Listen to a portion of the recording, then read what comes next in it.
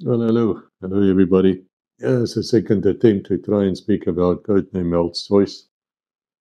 Simply because the first one, for some reason, the camera just died on us. It didn't save. I suppose these things happen.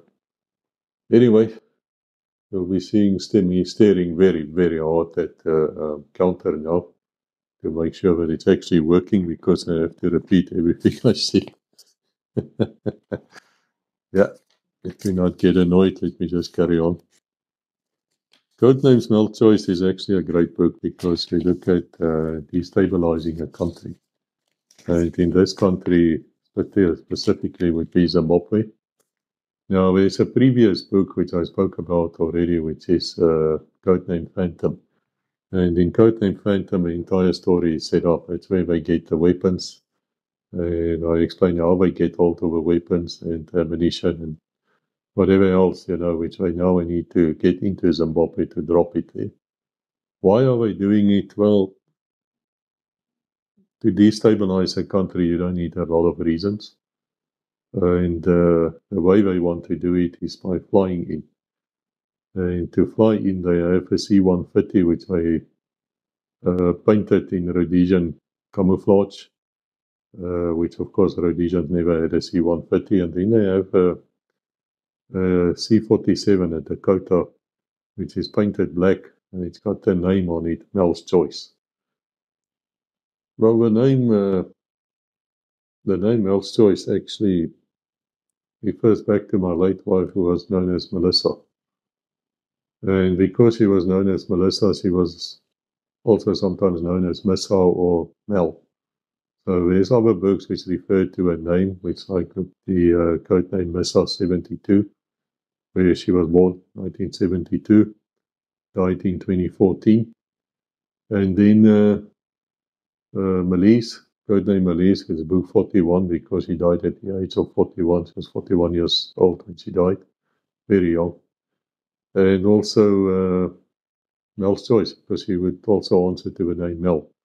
I don't recall ever calling her that, but I called this book Codename Mel's Choice. Of course, the name has nothing to do with the actual book. Melissa was not involved in this world. So this is just a name, like a code name should be. A code name should not never reflect back to wherever you want to talk about or write about or whatever. It's just a name. So it's all about regime change now. Regime change, of course, is something which NATO is very famous for, especially the US. And they sometimes succeed, like they succeeded now recently in Syria. They got Al Qaeda fellow now in charge there. Yeah, fascinating. Now you've got terrorists, known jihadi terrorists, actually in charge of a country. I often wondered why it's like this that the US would support terrorism, which of course they do. Why would they do that? Why would they support the people who actually blew up Twin Towers? Yeah, why? Why?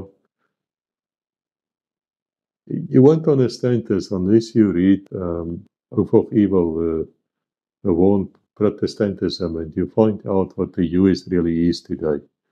When I grew up, the US was really a country which we looked up to. It was a leader of a free world. You don't often hear them say that anymore. It's sort of gone quiet. But now and then you would have one of them living in a delusional past. You would say, no, they're still the leader of a free world. And they are the leader, but they ain't free. And they're definitely not my leader either. So they changed. They became the second beast of the Bible, as described in the books of Daniel, as well as in the book of Revelation. And if you want to know more, read Oath of Evil. You will find out what's the dragon, which is Satan, and then it will say to you, it gave its power to the first beast, the little horn. The one was blasphemous, the woman in red and scarlet. Yeah, that church, Catholic Church, that's the one. And when I say that, I mean the Catholic system. I don't mean necessarily the Catholics inside it, even though some of them definitely are. Think of it as a Jesuit order. I certainly are aware of what they are. You just need to look at their oath, which we deal with in many, many books. So if you want to understand why it is so that the US actually support these terrorists and then fight them at the same time. And you have to think of them as the second beast of the Bible, and then you will understand what they're doing. Which brings me to a very dangerous topic, actually, is to say, okay, where does the Jewish state, where does Israel stand in this? Now, the common belief is that Israel actually controls the US in terms of foreign policy as far as the Middle East is concerned, and there's good reasons to say that. When you talk about the Jewish lobby, when you talk about occupied territory, that's Congress for you. But my feeling is, even though all of those things are true, up to a point, it might be that the US are actually controlling them. Because the Jewish state and Zionism is not really part of the Jewish faith. It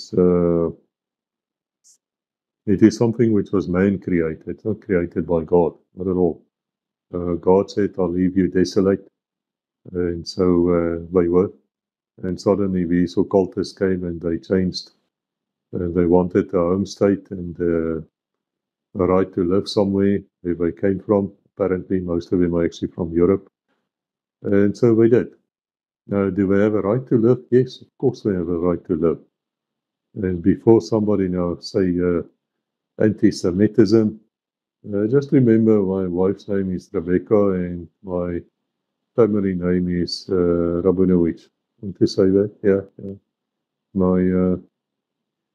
My grandmother actually escaped Nazi Germany to the Union of South Africa, and all her family was killed, murdered in the camps. So was Rebecca's. So I'm not against Israel, not at all.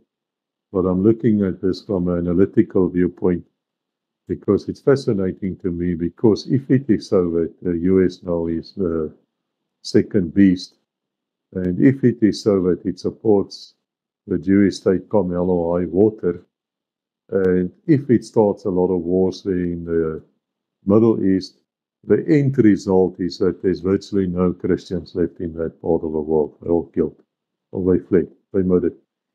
And then you can see Satan laughing at the background, and then suddenly you should have a flash of understanding. But regime change is really not something strange, not to the US anyway. If you look at the CIA, you will find that more than 60 countries, 1/3 of the world, they actually try to destabilize or destabilize. That is up to the 1990s. Since then, of course, they were involved in many other countries where they tried that. Their success story, I suppose, would be Ukraine, 2014, when they succeeded in having a color revolution, throw out the guy who was actually selected, put in their own people, and it led to a war with Russia, which they thoroughly enjoyed because now Russians are dying. But sadly for them, they're also losing the war, and there's not going to be much left of Ukraine once this war is done and over with. But it doesn't matter to these people. They did the same in Libya. Now we know there's slave markets in Libya. Yeah, we know that. When you look at Syria, where the head choppers and Al-Qaeda is now fully in control, with a man like Donald Trump arriving there as president of the US, saying, oh, that's what a nice young man. He has such a strong past. No, he's a damn terrorist. That's what he was. He cut people's heads off. That's what he did. But then you look at Donald Trump and the rest of them, you see all the occult signs. You see Donald Trump in very inside Catholic church on his knees with his wife, who's a devoted Catholic, good for her. And they're standing there or kneeling in front of idols. Yeah. What does the Bible say again you shouldn't do? Yeah. There should be no idols. Yeah. But then you look at these children, all the money in the world, yet they go to Jesuit schools. Yeah. Why? What happened? Fascinating these things, but you won't understand unless you read Oath of Evil. But anyway, the CIA in South America is known, and this is derisively, it is not known as, it's not said with any attempt to be nice. They are known as Catholics in Action. That's what the CIA stands for in Southern America, Catholics in Action. Why? Because most of their leaders, virtually every single one of their leaders, are very devoted Catholics. They all have audiences with the Pope, with the Antichrist. Why is that? Why? Oh, second beast. Yeah, I remember now. All of them. You can go and look at them. And I discuss them in this book and other books as well. It's just one of those patterns which makes no damn sense. You can say to me one or two, yeah, perhaps makes sense, but all of them, all of them, really, all of them. Yeah, well, wow, how did that happen? What about the US Supreme Court? The last 40 years, every single one of them Catholic, every single one devoted Catholics. Yeah, how did that win? How did that happen? Just like that, you know, not by chance, of course not. No, it shouldn't be conspiratorial. No. It's just by chance, man. There's no Protestant lawyers around. There's no Jewish lawyers around. No. There's no Muslim judges. No. Catholic, man. And it doesn't matter if they actually follow the law and they keep their Catholic beliefs to themselves, as should the president, as John F. Kennedy said. That's one of the reasons he was killed. Then it's not a big problem. But do they? Do they? Well, no. You look at their attitudes, you see a very, very firm line coming from Rome. Very interesting, these things. Same with the FBI, by the way. All their leaders were either Catholics or they were part of some secret organizations, including Hoover, Freemason. And we control the Freemasons, the Jesuit order. Yeah, the military wing of the Catholic Church. It was created to do what again? To wipe out Protestantism. Yes. You know the oath of evil, the one they take when they become Jesuits at a certain level. Yeah. Read Oath of Evil in other books. It's repeatedly. Your eyes will open, I hope. But anyway, in this book, they want to destabilize Zimbabwe. It actually starts in a previous book, but you can read all the books yourself. You don't have to read just one book or read all of them. You can read that book and it's the entire story. It's named Phantom. It's how they meet these resistance people in Zimbabwe and how they then decided to help them, and then they start smuggling weapons, how they get hold of them, because it's not a state official type of operation. It's sort of done in the background. And then now we had code named Mel's Choice, where you have to smuggle the weapons into Zimbabwe, which is not that easy because the Zimbabwean Air Force is still flying, and the Zimbabwean military is actually not bad. They are old-fashioned, yeah. They still have 1970s equipment. But man for man, they are not badly trained at all. They kept their Rhodesian traditions, many of them. It's a funny thing. If you stand in the mess halls, and I've done that, and you look around, you see all the traditions. They still follow the traditions which the Rhodesian army followed in many ways. So a lot of you will be shaking your heads and saying to me, man, that is totally not true. That's not there. Man, I was there. I saw it. I know what I'm talking about. I know. I don't get my information from TikTok. Thank you very much. I actually was involved. So I speak of experience. Of course, my experience is a few years old. So anyway, the problem here is that even if you succeed with your destabilization, you don't always know who you're going to get. And it might even be worse. But these people don't care, because for them it is the moment you can start a civil war in a country, that country is busy with itself. It doesn't have time to attack you. So that's why the Israelis especially love it when such things happen in countries around them, because that makes them feel very safe. They've been trying to do that in Iran for so many years, it's just not funny. But, you know, there was a time in the 80s when they were supplying actually F-14 Tomcat parts and other Western military equipment to the Iranians. Yeah, do you know that? Yeah. We know that. How do we know that? Because one of them defected. I think with an F-14 or one of those aircraft. And the aircraft, of course, was then inspected. And guess what? Yeah, Israeli stamps all over it. And what people also don't know and don't want to remember is it was actually the Iranian Air Force who attacked the Iraqi nuclear facilities first. That is long, 3 months before the Israelis did so with the F-16s. Yeah. Don't remember that, don't know about it, I want to know. And it's actually a Iranian pilot, he's deceased now, who is actually the ace F-14 Tomcat pilot. Yeah, not an American, no Iranian. It's always fascinating to me, this the second beast, the US, how it supports terrorism. It shouldn't be any friends with Al Qaeda or ISIS. Because Al Qaeda are the guys who actually attacked New York, the Twin Towers. And yet you find them supporting them. Yeah, because if they do that, then of course all the Christians are killed in the process. Makes sense. If they are the second beast, it makes a lot of sense. Anyway, so how to get the weapons into Zimbabwe is actually quite easy for them. Because what they want to do is to fly them in. And they got a C-130, which they painted in Rhodesian camo. There's reasons for that. Rhodesian Air Force, of course, never had C-130s. Neither does the Zimbabwe one. But they do that because that's part of their psychological warfare, which they're playing against the country. They also have an old C-47 there, the Dakota, which is painted black. And it's called Mel's Choice, which, as I said, is a reference to my late wife. But anyway, so it's dangerous to fly these missions into Zimbabwe. Airspace is dangerous, especially since there's reasons to think that it might be betrayed before it even started.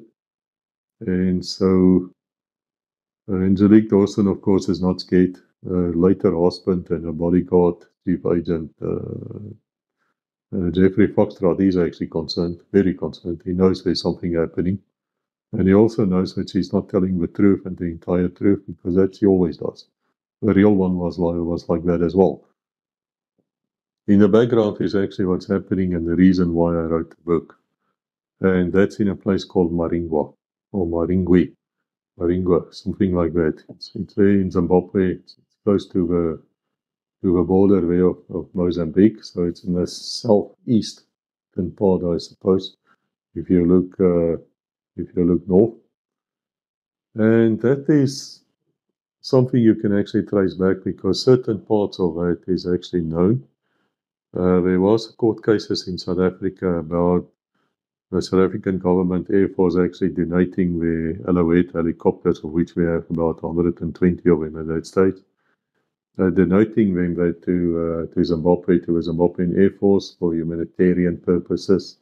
But of course, we all know you just put a 20mm gun on it, or a 4-barrel 303 or 7.62.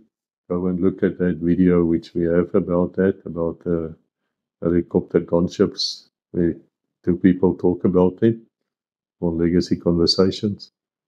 So some human rights organizations actually went to court in South Africa to force this not to happen, because they knew that the Zimbabweans would just put this into military service and just abuse their own people. And in fact, they were abusing their own people, because rumors then came out that at Maringwe district, suddenly people were being chased around by helicopters and killed and murdered and just chased out of the area.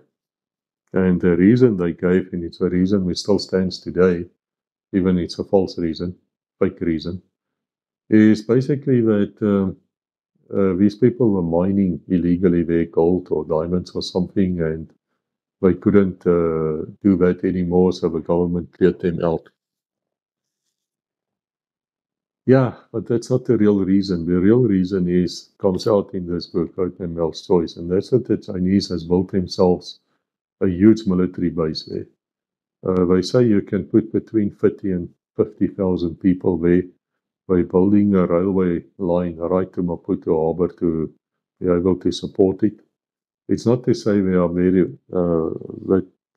that many of these people there, actually. I'm not saying that, but they can be.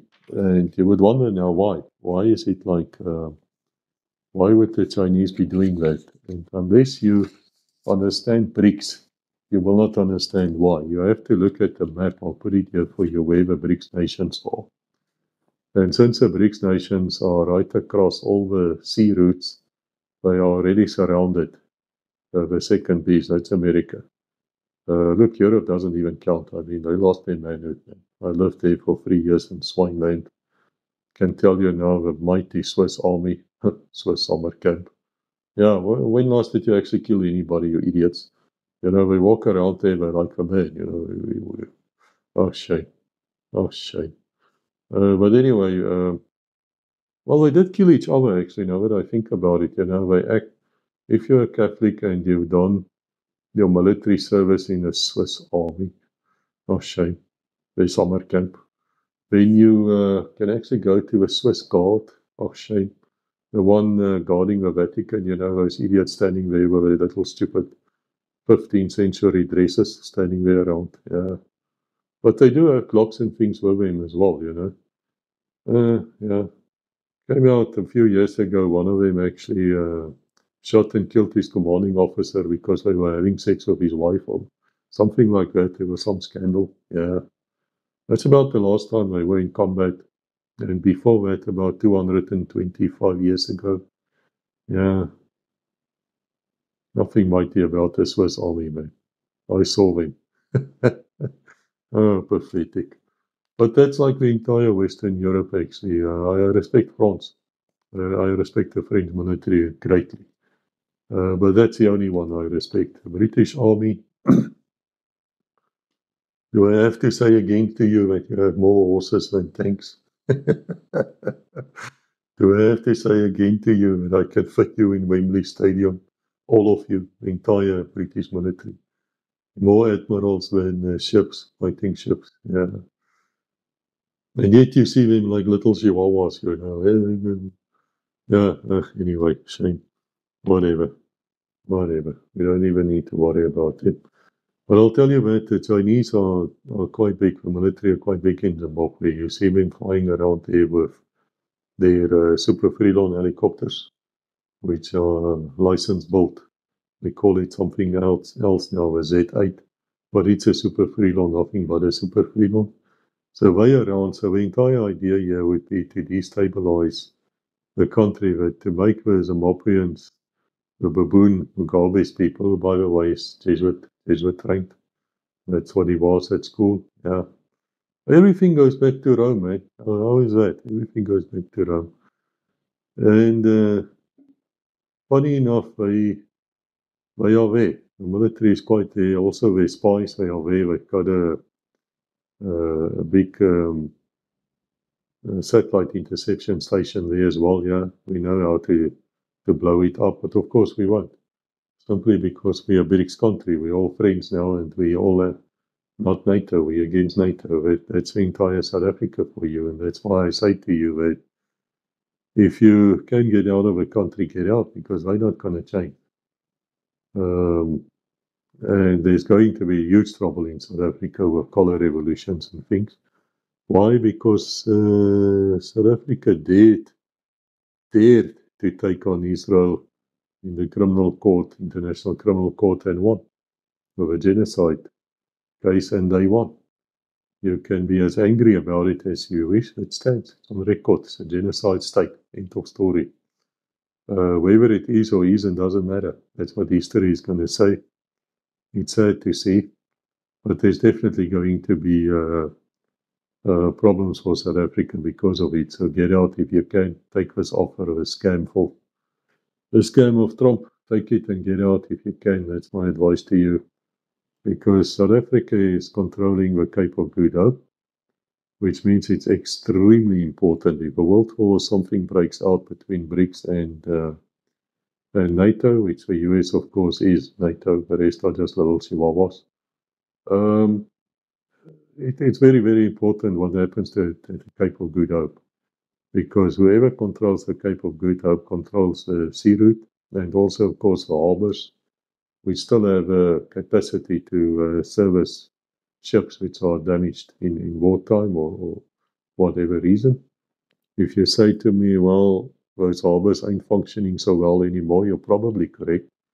But it doesn't matter. You just put the Chinese in charge and let them come with their hordes and see what happens. It won't be long, and then we'll be running very smoothly. So the Chinese needs to reinforce South Africa, and that's how they're going to do it. From Maringwe. That's what comes out in the books. And that's very fascinating because most of you wouldn't know about that base. But it's there. And if you try to look at it from Google Earth, you won't find much, which is also interesting. Very interesting. And then there's another thing which we discuss in the book, which is called LAPIS.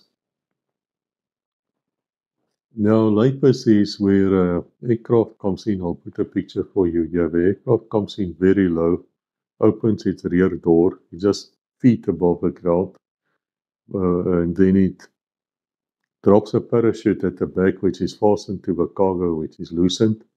That parachute then opens, it deploys, it drags, basically stop that cargo, and the aircraft just keeps on moving. So it looks like it's dragging it out, but it's actually the aircraft going forward.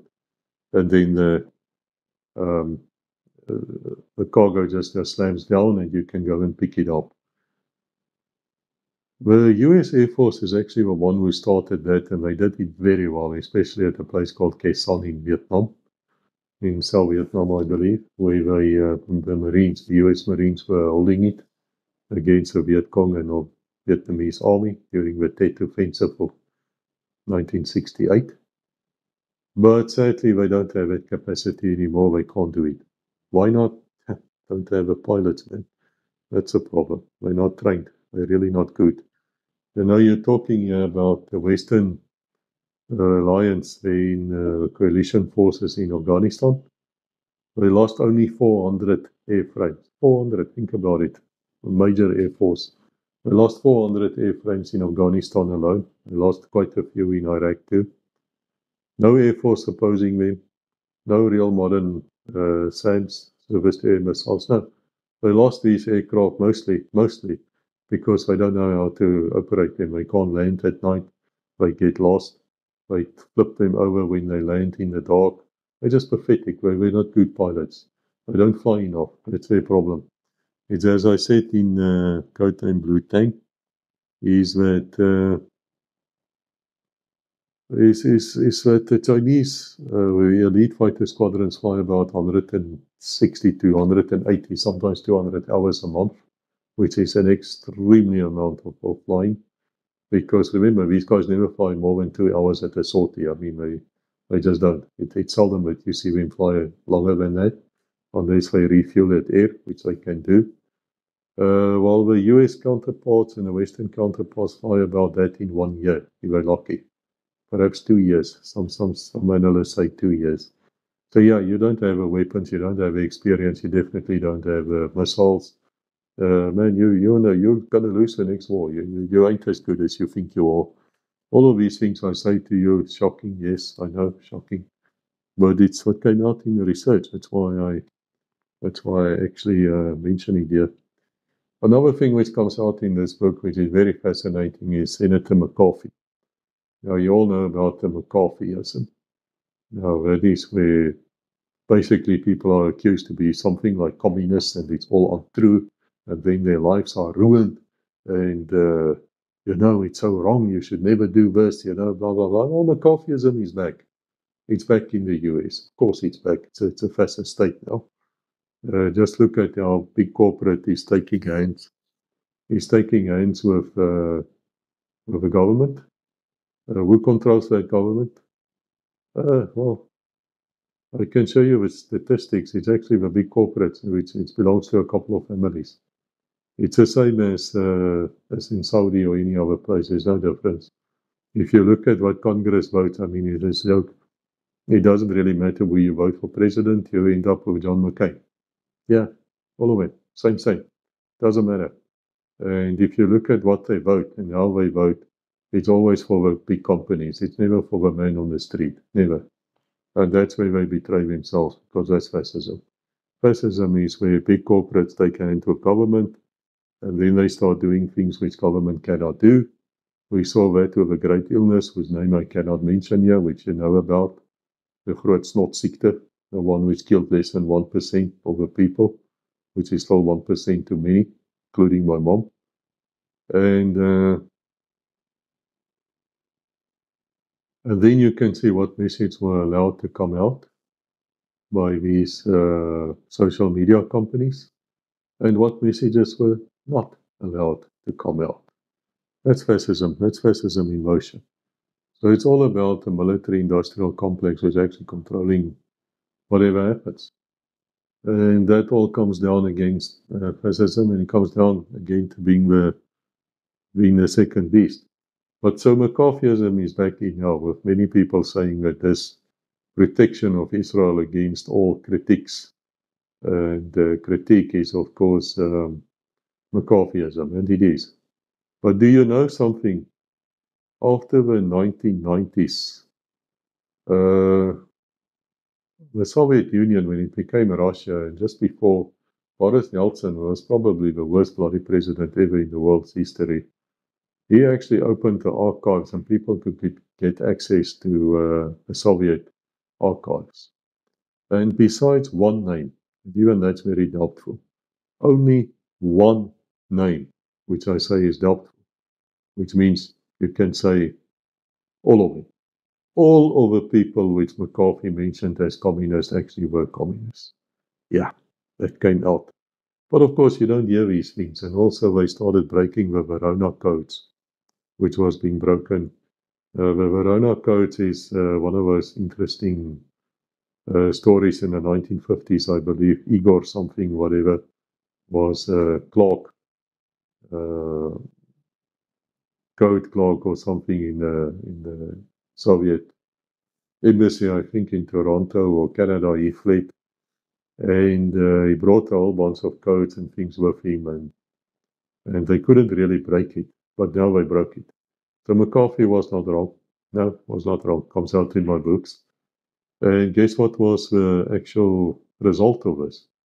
Those communists in the presidency of Roosevelt, FDR, you know, that 33-degree Freemason, Franklin Delano Roosevelt, as well as the one following, whose name I never remember, Harry Truman. Do you actually know that these communists influenced it in such a way that Chiang Kai-shek was the one who was actually Western orientated, actually lost the war against Mao, Chairman Mao, and China then became communist, yeah. And China, communist China these days, of course, are the leading world power. The economy is bigger than the US, been for a long time. They lead in every sector virtually. Their shipbuilding capacity is something like 280 times, not percent, times, more than what US can do. In other words, for every one ship which the US can build in 10 years, because that's how long it takes them, they can build 280 in 1 year. It's amazing, guys. If you really know where the US is standing military and economically, you wouldn't go to that country because they're going to fold. But the Bible says they will be around and the whole world will follow them. So they're still powerful enough to cause a lot of trouble, which of course it's what they did. I think I explained to you about the Catholics in action in South America, the CIA, destabilizing more than 60 countries. I think I said that. I hope it's on this video and not the one which I lost. But these things happen too. But the fact is, it comes out in the books that McCarthy was correct. And then, just to get back to the Lapis drops, the US can't do that anymore. The Air Force, we used to do it. The South African Air Force used to do it. Whether they can do it now, I don't know. But that's one of the methods we're using in this book, Mel's Choice. And then the C-130, something goes wrong with it, and they have to use the C-47, which is, of course, only can take 6,000 pounds of weight of cargo, but they fly in anyway. They know they're flying into an ambush. But they've taken some precautions, and they are ambushed, in fact, and then the MiGs arrived. I don't want to give away the story, but they had to go on the run and get out. It's a fascinating book. It's a really good book because there's yet another thing in the background, and that is that I've heard rumors that there was actually a GRU agent, Soviet military intelligence, who became a pilot in one of the good air forces. The story I was told that he was actually a pilot in the Israeli Air Force. But in the book, I actually make it like he's part of an old Rhodesian Air Force. But in truth, the rumor said he was part of Israeli Air Force. He was one of those whose parents fled in the 1920s, 30s to the Soviet Union, the communists, they fled. And of course, he grew up in speaking English perfectly with a perfect accent, old chap, upper class. And then he became a pilot. He actually wanted to be, became a fighter pilot, and he wanted to become a cosmonaut. And then he was chosen to replace a dead British RAF pilot who crashed, I think, in Cyprus or one of these places. And so they hastily retrained him to fly Western aircraft. They say the Indian Air Force was involved in that. And then he ended up flying combat for the Israelis. Came there as as a Jew, basically fleeing out of Eastern Europe, blah, blah, blah, and enlisted. And then I don't know exactly how he did it, but he became a pilot because he was one already. But the story in the Rhodesian is that because he was a RAF pilot, he would have been welcomed in the Rhodesian Air Force as well. So there's a guy there called Sir Dennis, who's a fantastic fellow. He's in other books as well. I think of Codename Jen. And he's actually arrested in this book and handed over to MI6. But it's not the end of Sir Dennis at all, because as I said, he will be back. And lots of interesting things happen with Sir Dennis. And this is very fascinating to the book because Angelique Dawson herself, as you know, if you read the books or looked at the other videos, herself is a penetration agent. Even though she's working in the books anyway for the South African Secret Service, she was an agent for France, or their external spy agency, DGSE, long before she enlisted in the South African Secret Service. So she was recruited, actually, she says at the age of 17, she was recruited already to France. And then only afterwards she got recruited to South African Secret Service. Of course, those days had a different name, probably National Intelligence Service, who I rate as low as snake excrement on the bottom of the ocean. But anyway, that's just my opinion. It doesn't count for much. I think they were very good. Well, I spoke on legacy to people who had State Security Council. And I spoke to people from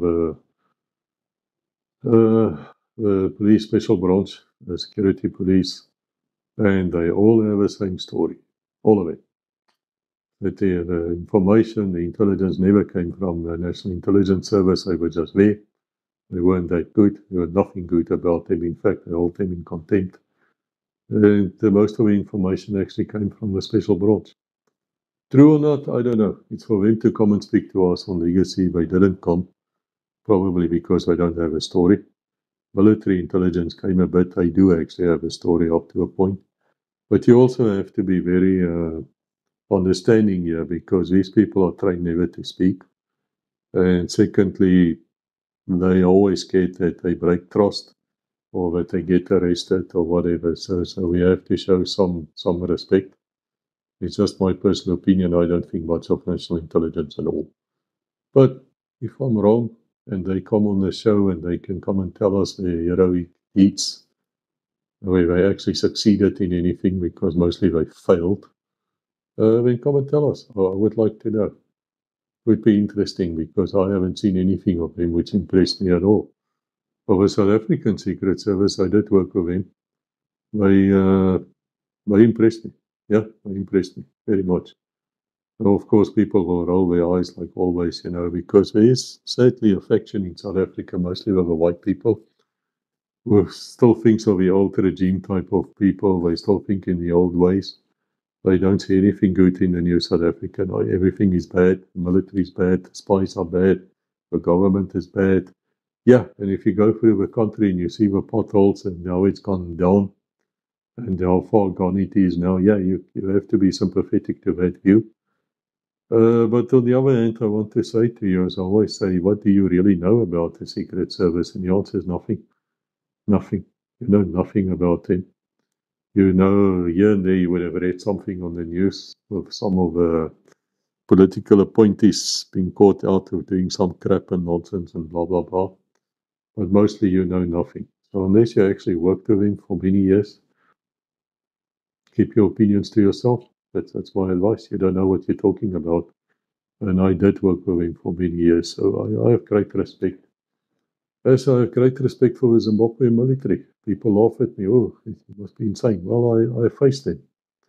And I've been around them, and I've seen how they act, and I see the caliber of men are actually good. The same with the South African military. Many people will now roll their eyes, oh, you're insane. Depends on what unit you're talking about. If you're talking about Special Forces South Africa, we're still as good as ever, even better. That's why they feature so much in my books. Also, if you talk about the paratroopers or armor or whatever, they're still as good as ever. They're just underfunded. They don't have money. And then most people don't actually understand what's a peace operation and what's a war operation. Because you only have experience with war operations. You know nothing of peace operations. That's why on the Legacy channel, we will speak to certain people, officers who plan these operations and how they did it and how they work and what standards are applied there. It's totally different. It's totally different. But people don't care. They don't want to know. It's easy to be negative. You know, it's nice to be negative. It's from Satan, by the way. If you always want to break people down, you know, see that guy. It's nice to do that. It's nice to skinner. It's a word in Afrikaans for gossip. It's nice to break people down, you know, bring them down to earth, man. Makes you feel good. Be careful. It's not from God. It's not what Jesus did. You ever saw Jesus did that? You ever see him walk around and belittle people? Or you find the spelling mistakes in a 500-page book like this is. Mel's Choice is 486 pages. Now you find what's a spelling mistake and immediately offer as an idiot. Yeah, he's a dumbass, look, he can't even spell. What did the Bible say? That your mouth will be full of what heart is full or something like that. There's some such thing. I know I'm very critical on the US and NATO and so, but I do that for a reason. My reason is honorable. I don't think we're going to win the next war. I know how bad they are. I know how bad their militaries are. I know how bad their equipment is. I know they are technologically pathetic. I've seen their operations. I've witnessed their operations. I've seen their special forces. I've studied their missions. And my opinion is pathetic. Pathetic. But I don't say that to insult. I say that simply, guys, wake up to reality. Wake up to it and get your act sorted out before something happens worse to you. Because I do have a lot of sympathy. It's the same with the Jewish state. I have a lot of sympathy. But at the same time, I cannot condone what you're doing now. You cannot tell me it is legal and lawful in war or any other law to go and bomb a church. Yeah, you did mosques. Yeah, you did that too. Hospitals. Yeah, you did all of those things. And you cannot tell me it's a good thing to kill about 100 civilians for every terrorist you get. Cannot tell me that. I mean, the result is going to be exactly what's happening now. The entire world is going to turn on you. At some stage, a new generation of Americans are going to come into being. And the younger generations, less than 50 years old, don't like you at all. Nothing. Don't like you. And so at some stage, you're going to stand alone. And you will, of course, tell me you're a chosen tribe. You're going to survive, no problem. You're not the chosen tribe. Say again, you're not the chosen tribe anymore. And you're going to get wiped out. That's my fear. That's why I'm critical. And of course, lots of people will just jump on the old slogan, you know, anti-Semitic. Oh, please. I'm the one who wrote the Jewish army books. I'm the one who wrote about the Mossad combined operations in the other books, and they always come out good. If I had the problem with Jews, you would not come good out of my books. Really wouldn't. I would treat you like I treat the second beast of the US. I would not be nice to you. But anyway, that is Codename Mel's Choice. It's a good book. It's a great book to read, actually. It shows you how to drop these weapons. It shows you how you actually fly into danger, stand into danger, how you can overcome that. Lots of things are dealt with in the book. It's worth your while to read it. Would be recommended to read Codename Phantom before you read this, because that's where the story actually starts. It's also worth your while to read Codename Annika, which follows on here, because after Angelique is not shot down, because don't ever say to that woman in real life or in the books that she got shot down. She will pluck her. She will get annoyed with you, and then it's dangerous because she might attack you.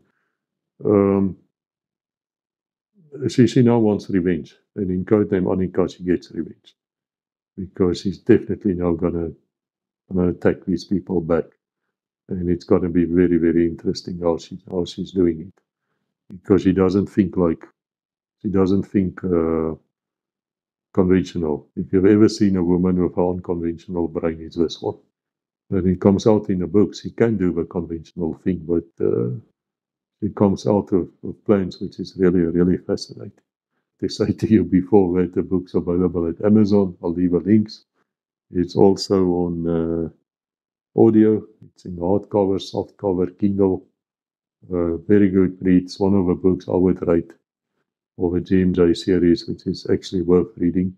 All of them are, of course. I'm the author, man. I'm not going to say they're bad books. They're excellent books, all of them.